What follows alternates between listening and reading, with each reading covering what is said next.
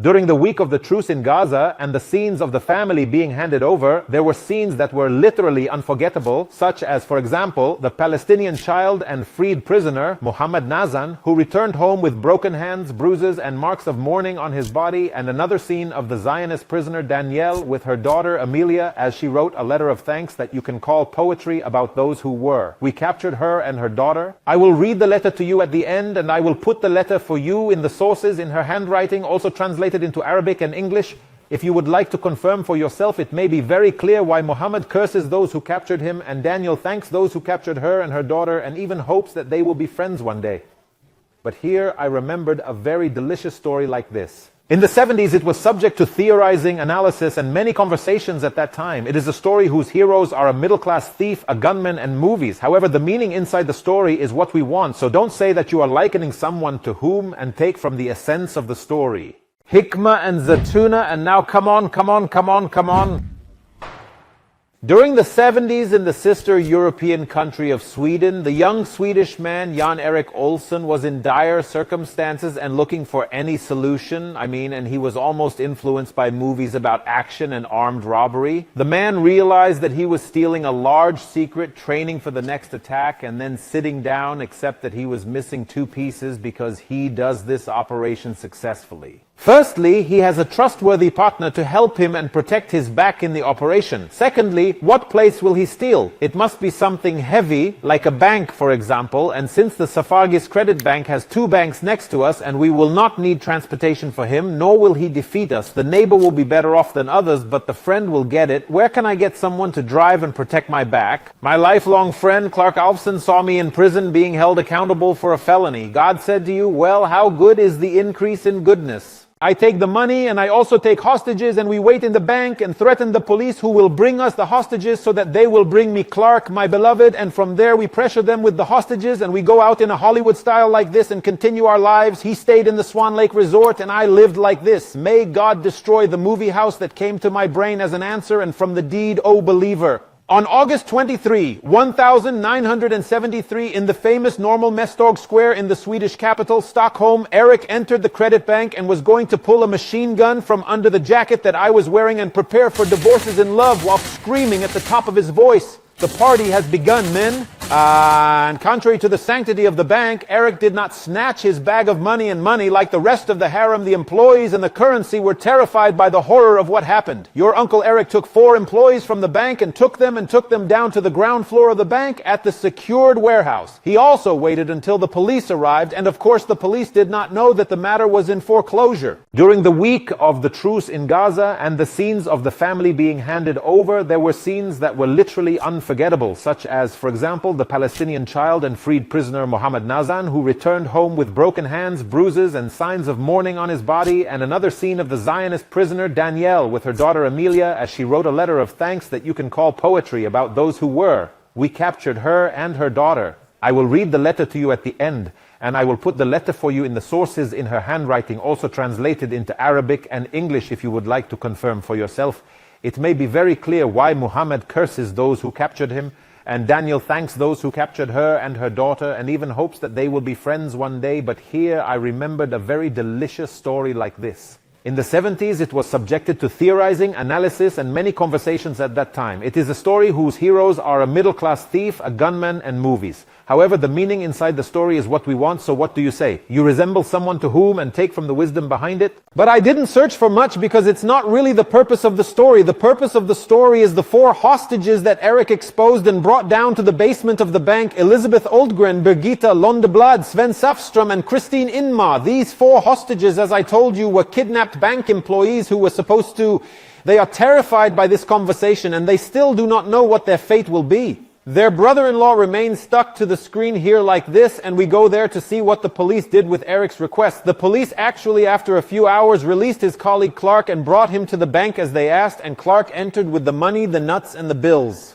The protective gear, and they also brought it to them in front of the Arab Bank, a Ford Mustang model of the year 73, so that he would not say that he would guide or leave and discuss them and go back in the saw. But when Eric asked the police that they would allow them to go out with the hostages and take them off on the basis that it means that they would leave the hostages anywhere after they did not go far from the area, as the police rejected this request and told him, "We have done everything for you." For Your requests, Uncle Eric, are to keep the hostages safe. Of course, you want to take them and walk? No, Dad, there is no such talk, and it is unacceptable. This is what made the operation, which was supposed to last for a few hours at a time, take place from the 23rd of August to the 28th of August, meaning 5 days that the kidnappers and the kidnapped lived inside the bank with some food coming in and out, and boredom left everyone sitting empty and talking. He has a story. They saw Eric, who was holding his gun and beating on the roof of the bank. How many days ago? He was laughing and repeating. You heard it from one of them.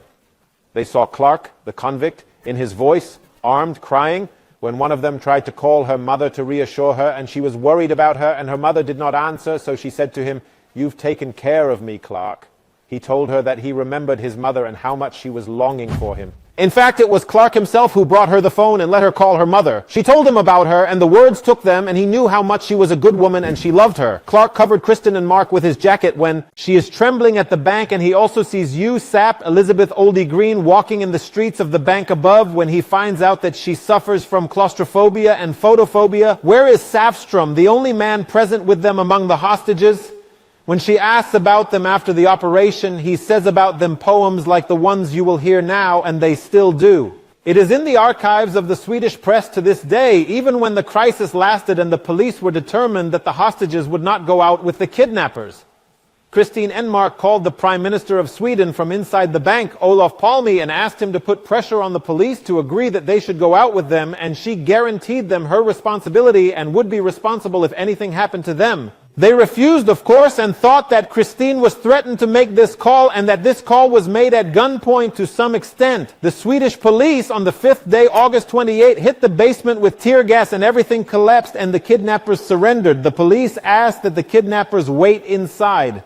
The kidnappers go out first, but what is strange is that the kidnappers are the ones who refused and asked the police that Eric and Clark, who are the kidnappers, go out first, and they are the kidnappers go out after them because they are afraid that the police will shoot them if they let them go inside alone. Rather, when they went outside the bank and before the police did not come forward to take them, Clark's CEO, the four of them, sat looking after them and hugging Eric and Clark and told the police no one will harm them because they are not authorized. Christine said, "Markle Clark, don't be afraid, Clark, I will see you again."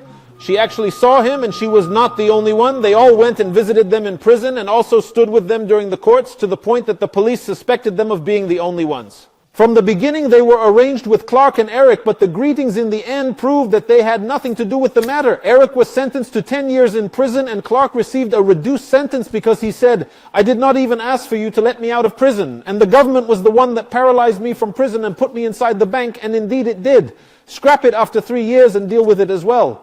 The series last year, 2022, is called Chloris. This story remains, believer. When it happened in Sweden, there was a Swedish psychiatrist named Niels Bigroth. He took it like this and sat examining it and studying its causes. He told you that in principle we will call this phenomenon Stockholm Syndrome because it happened here in Stockholm. No, man. I mean, we are bringing a psychiatrist, a researcher, and a man, because in the end he calls it just that. I'm telling you, your wife was born and you called the baby bouncer my son, and you tell us the reasons. He told you that the shock that the kidnapped person is exposed to in the beginning gives him the impression that he is finally on the verge of death. So when he meets the kidnapper, this is what is expected. Death basically approaches him and gives him food, drink, and life. Rather, he treats him kindly as well and takes him by the hand when he talks. Here he feels grateful towards him. What is God? You are able to take my life and yet give me life. I am very, very thankful, and from here the relationship between them is established and the kidnapping begins. He defends those who kidnapped him, and the theory, although it appears to be neat and tidy and came out of a more elegant suit, is still a theory. Neither is it science nor an unambiguous truth. Because if Dr. Niels's analysis is correct, that the kidnappers loved Eric and Clark to captivate them, meaning they were subjected to marginalization and killed, then what is his interpretation? It is that Eric and Clark, they also loved the kidnappers. Eric, in the investigation, said that they made it difficult for us to harm them. They were kind to us, forcing us to coexist with them day after day, and there was no escape from getting to know each other. He told you, no, they dealt with the kidnapper. He stayed with the kidnapped person. This is another thing called this. Lima syndrome medicine also called it Lima syndrome because another event happened in Lima, the capital of Berry. Yes, it is true. Where did you find out? Medicine is far away from Stockholm and Lima, and the fat is gone. If what Dr. Neil said is true, what does this feeling of gratitude mean? The kidnappers have a survival instinct and their false mind. He is the one who pushed them to show this love so that they could continue to live. So the question remains, why did the kidnappers continue to love them and visit them after they were liberated? They even made a donation campaign for them to pay for the legal fees and pay for them. Why didn't you fool around with the press and say that these were the days that God only knows about, our Lord in it, on it, and here it remains, O believer? I would like to present to you the Gaza syndrome, the Arabic version of Estephanol, in a theory that does not contain slanderous talk or theories of Dr. Neil's, and I want someone to explain it. You can simply say that the human being is a prisoner of charity. Muhammad Nazal is free from insult and abuse. He will curse those who were captured for the day of judgment, even if one day he had the opportunity to take revenge on them.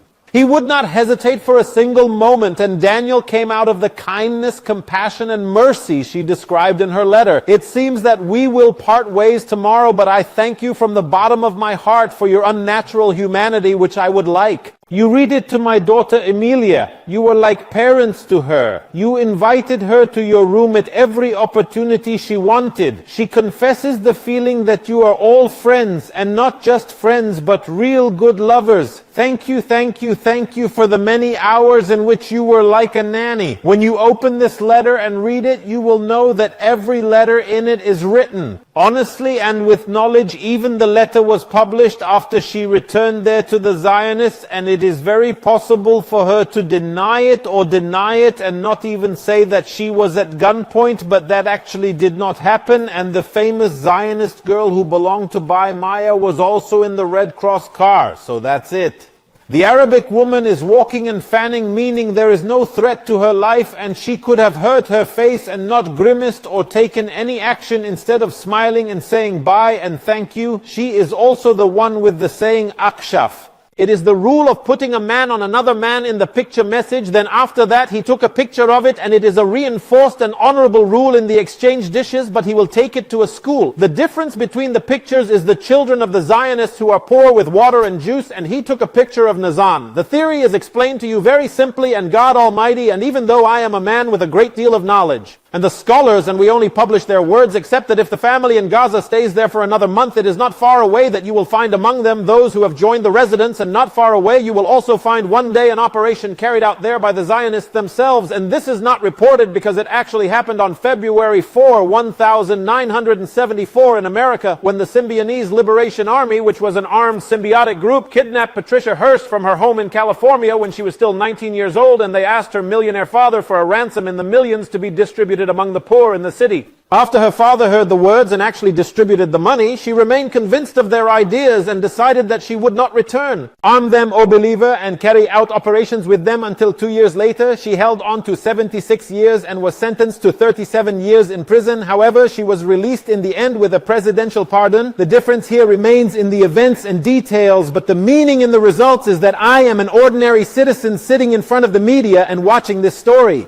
A democratic state that calls for peace, and this is a terrorist group whose goal is murder and the loss of lives. Modern democracy has become a way out of this picture, but as for the dark terrorist, it has left this girl 45 days after being held captive with her dog as if she had come from a trip in Jannat al-Farshan. So the syndrome remains emerging from the testimony of those who left Gaza, and it did not appear. In the pictures of people with disabilities that come to us from democracy, it is just a question. I do not need knowledge or scholars to research and theorize. I swear to God, we have the famous Egyptian proverb that says, "He who does not see through a sieve remains blind." Ladies and gentlemen, let us say my name and your name 50 years after Dr. Niels' theory. You and I bear witness to a new theory in history, a house of books. And just as they had the right to Lima and Stockholm, and Gaza also has the right, today she announces her theory bound to sheep, and her slogan is that the human being is a prisoner of charity, and all the responses of the prisoners who later praised her were not, except for this charitable reward, except for charity.